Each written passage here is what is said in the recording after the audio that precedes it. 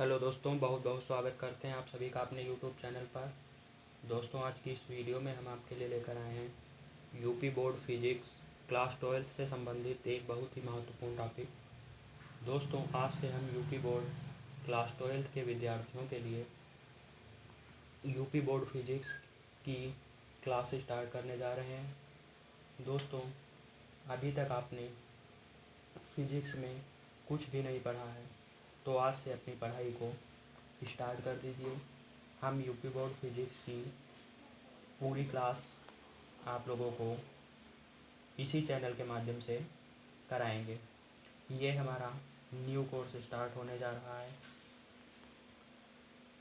तो दोस्तों, हम आपको पहले बता दें कि फिजिक्स की क्लास 12 की जो पहली यूनिट है वो है हमारी स्थिर वैद्युतिकी। यूनिट जो हमारी फर्स्ट है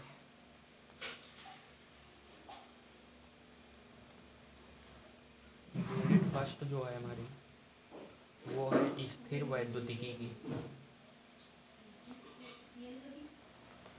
स्थिर वैद्युतिकी की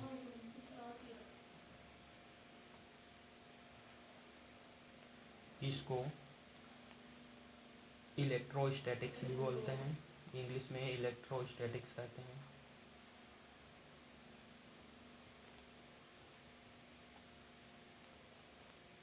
तो दोस्तों, अभी तक आपने यदि फिजिक्स में कुछ भी नहीं पढ़ा है तो आज से अपनी तैयारी स्टार्ट कर दीजिए और कॉपी पेन लेके बैठिए, जिससे आप साथ में नोट्स बनाते रहिए। चलिए आज की अपनी यूनिट को स्टार्ट करते हैं। तो पहली यूनिट है हमारे पास स्थिर वैद्युतिकी या इलेक्ट्रोस्टैटिक्स। इस यूनिट का जो हमारा पहला चैप्टर है, जो पहला चैप्टर होगा वो है वैद्युत आवेश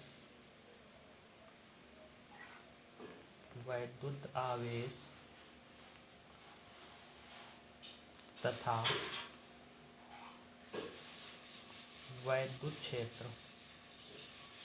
वैद्युत आवेश तथा वैद्युत क्षेत्र। तो दोस्तों, वैद्युत आवेश को पढ़ने से पहले हम ये अपना यूनिट के बारे में जान लेते हैं कि ये जो यूनिट है स्थिर वैद्युतिकी, इसका मतलब क्या है। तो देखिए, स्थिर वैद्युतिकी जो यूनिट है ये दो शब्दों से मिली हुई है, स्थिर और वैद्युतिकी। दोस्तों, ध्यान से समझिए, हम आपको इसमें पूरा सिलेबस बताएंगे और पूरा कोर्स कराएंगे, तो आप नोट्स बनाते रहिए। तो ध्यान दीजिए, स्थिर का मतलब होता है रुका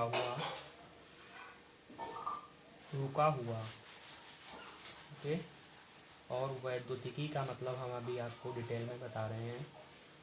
तो बात कर लेते हैं अब अपनी वैद्युतिकी की। तो वैद्युतिकी का मतलब क्या होता है दोस्तों। वैद्युतिकी को कहते हैं इंग्लिश में इलेक्ट्रिसिटी।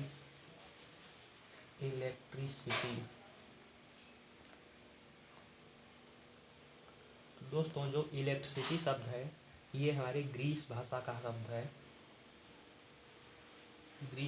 शब्द है। तो बात कर लेते हैं कि वैद्युतिकी की उत्पत्ति कहाँ से हुई।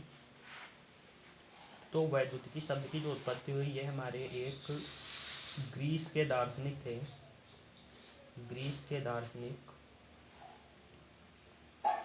जिनका नाम था थेल्स। ग्रीस के दार्शनिक थे थेल्स। इन्होंने देखा कि कुछ पदार्थ होते हैं जो आपस में रगड़े जाने पर छोटी छोटी वस्तुओं को अपनी ओर आकर्षित अथवा प्रतिकर्षित करने लगते हैं। जैसे इन्होंने देखा कि जब एम्बर नामक पदार्थ को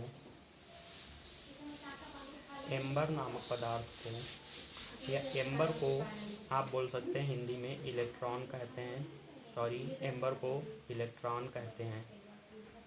तो एम्बर नामक पदार्थ को जब किसी अन्य पदार्थ से रगड़ा जाता है तो यह छोटी छोटी वस्तुओं को अपनी ओर आकर्षित करने लगता है। तो दोस्तों, इन्होंने देखा कि ये आकर्षित अथवा प्रतिकर्षित करते हैं, इसलिए इस गुण को इन्होंने नाम दे दिया कि ये वैद्युतिकी गुण हुआ। ओके, तो आपको समझ में आ रहा होगा। ग्रीस के हमारे दार्शनिक थे, इन्होंने एम्बर नामक पदार्थ को क्या किया, अन्य पदार्थ के साथ रगड़ा, तो देखा कि यह छोटी छोटी वस्तुओं को अपनी ओर आकर्षित अथवा प्रतिकर्षित करता है। तो पदार्थों के इस गुण को इन्होंने इलेक्ट्रिसिटी नाम दे दिया। कहा कि ये वैद्युतिकी, इसके अंतर्गत मतलब इनका अध्ययन किया जाएगा। ओके, तो दोस्तों, ये थी वैद्युतिकी की उत्पत्ति। उम्मीद करता हूँ आपको वैद्युतिकी की उत्पत्ति समझ में आई होगी। अब अगर आपसे वैद्युतिकी की परिभाषा पूछी जाए, वैद्युतिकी की परिभाषा, वैद्युतिकी की अगर परिभाषा पूछी जाए तो आप क्या बताएंगे कि यह भौतिक विज्ञान की ऐसी शाखा है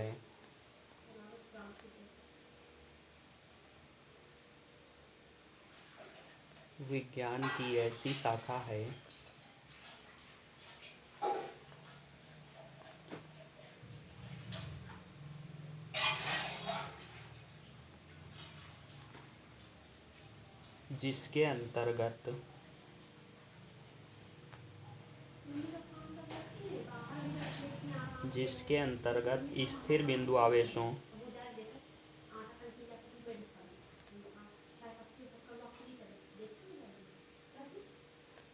बिंदु आवेशों तथा उनके कारण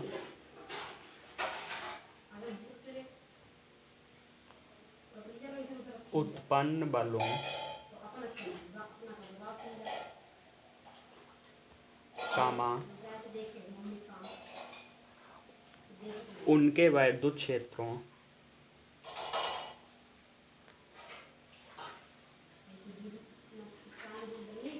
उनके वैद्युत क्षेत्रों तथा उनके विभवों का अध्ययन किया जाता है। विभवों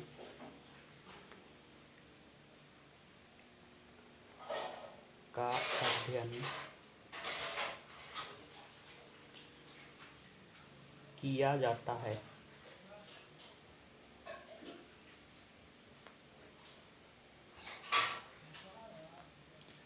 तो दोस्तों, वैद्युतिकी का मतलब हुआ कि यह भौतिक विज्ञान की ऐसी शाखा है जिसके अंतर्गत स्थिर बिंदु आवेशों तथा उनके कारण उत्पन्न बलों, उनके वैद्युत क्षेत्रों तथा उनके विभवों का अध्ययन किया जाता है।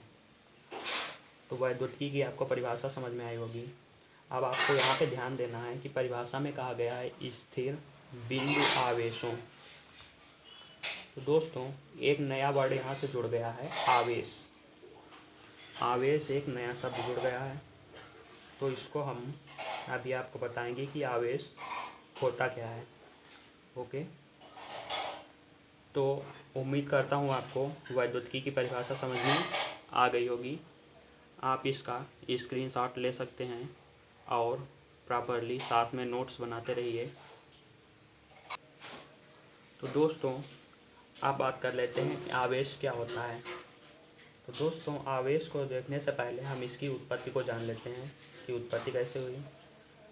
तो देखिए, जो हमारे ग्रीस के दार्शनिक थे, थेल्स जो थे, इन्होंने जब एम्बर वाला प्रयोग किया तो इन्होंने पाया कि जब एम्बर को फ्लालेन की छड़ से रगड़ा जाता है, फ्लालेन,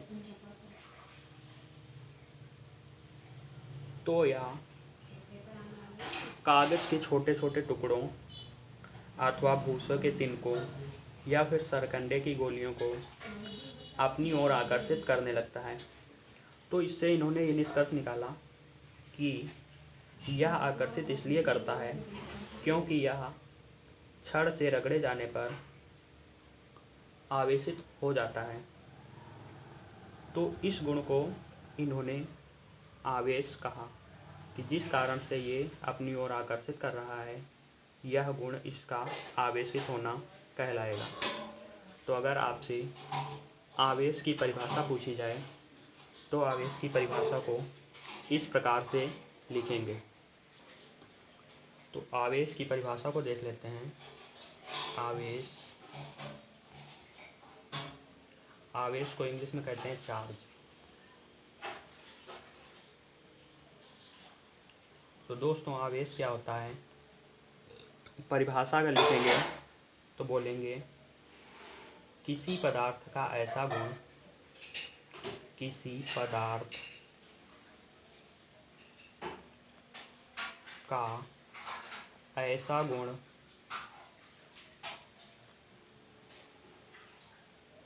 जिसके कारण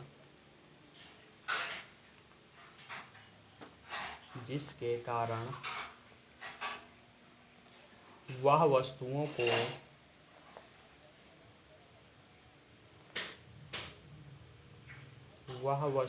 को आकर्षित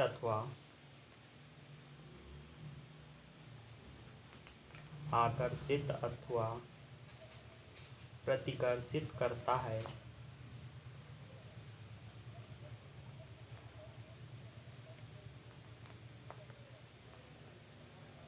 आकर्षित अथवा प्रतिकर्षित करता है, आवेश कहलाता है। आवेश कहलाता है।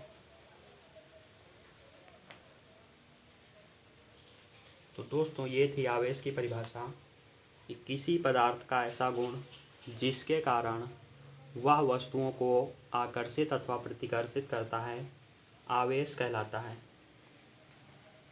तो आपको यहाँ से समझ में आ रहा होगा कि या तो आकर्षित करेगा या फिर प्रतिकर्षित करेगा।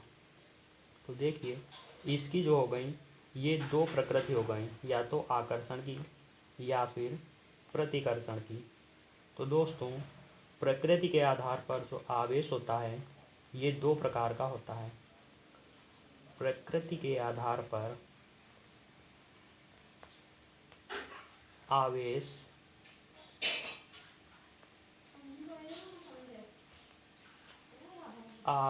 दो प्रकार का होता है। दो प्रकार का होता है।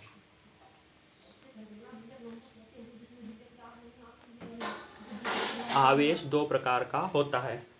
तो दोस्तों ध्यान देंगे, आकर्षण और प्रतिकर्षण के आधार पर जो आवेश होता है ये दो प्रकार का होता है। नंबर 1 पॉइंट आता है धनावेश और नंबर दो पे आता है ऋणावेश।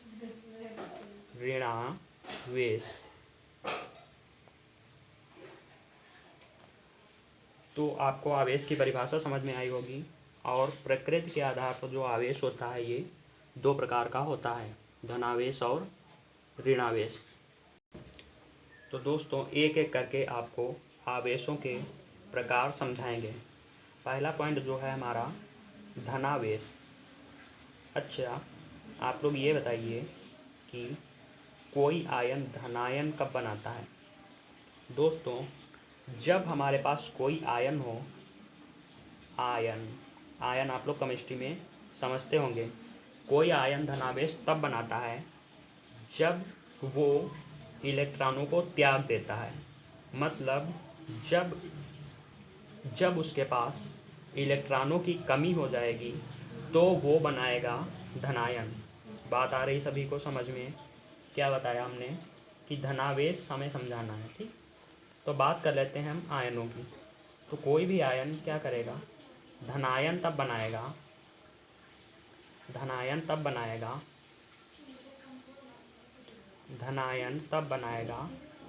जब उसके पास इलेक्ट्रॉनों की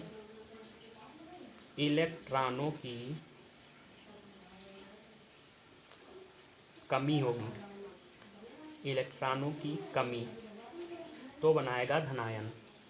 बात आ रही समझ में? धनावेश क्या होता है, इसको समझाने के लिए आयन जो कोई होगा वो धनायन जो होगा उसमें इलेक्ट्रॉनों की कमी होगी। तो इलेक्ट्रॉनों की कमी के कारण किसी पदार्थ पर या फिर किसी आयन पर जिस प्रकृति का आवेश होता है उसे धनावेश कहते हैं। इलेक्ट्रॉनों की कमी के कारण, तो परिभाषा में क्या लिखोगे? ये बात कॉमन सी है, सभी को समझ में आ गई होगी। तो क्या बताया हमने, अगर धनावेश की परिभाषा पूछी जाए क्या लिखेंगे? किसी पदार्थ पर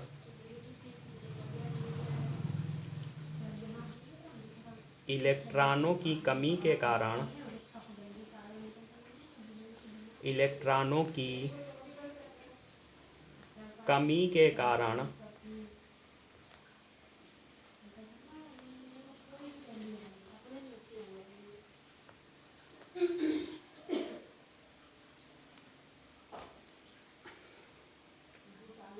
जिस प्रकृति का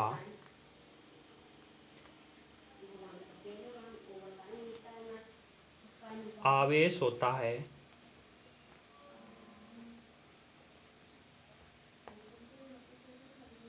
उसे धनावेश कहते हैं। उसे धनावेश कहते हैं। तो आवेश समझ में आया। आवेश की हमने आपको परिभाषा बताई और इसकी प्रकृति के आधार पर दो प्रकार बताए। पहला होता है धनावेश। धनावेश कब बनाएगा? धनायन जब होगा, जब उसके पास इलेक्ट्रॉनों की कमी होगी तो उसका जो आवेश कहलाएगा धनावेश कहलाएगा। ये आपको कॉमन सी चीज़ें हैं, केमिस्ट्री में भी बताई गई होंगी कि आवेश जब इलेक्ट्रॉनों की कमी हो जाएगी तो पदार्थ पर धनावेश आ जाएगा। इसके बाद हम अपना दूसरा आवेश लेते हैं, वो है ऋणावेश। तो दोस्तों ऋणावेश क्या होता है? ऋणावेश में सेम वही कंडीशन है कि आपको पहले सोचना है कि कोई जो आयन होगा वो ऋणायन कब बनाएगा। तो दोस्तों जब कोई आयन ऋणायन तब बनाएगा जब उसके पास इलेक्ट्रॉनों की अधिकता होगी। ऋणायन कब बनाएगा? जब इलेक्ट्रॉनों की अधिकता होगी। तो इलेक्ट्रॉनों की अधिकता परिभाषा सेम वैसे ही रखेंगे।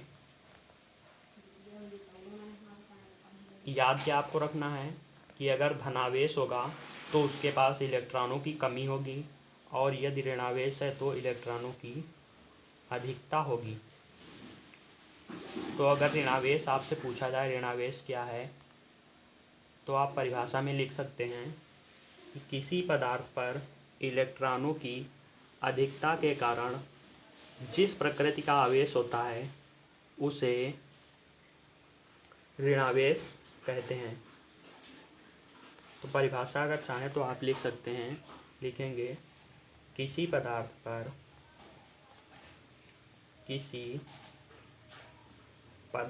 पर इलेक्ट्रॉनों की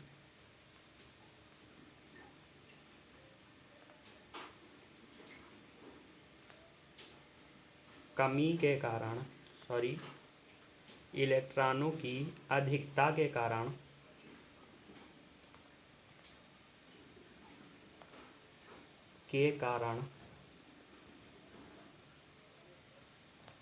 जिस प्रकृति का आवेश होता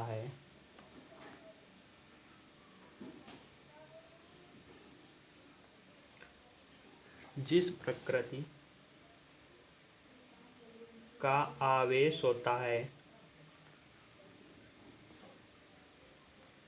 उसे ऋणावेश कहते हैं।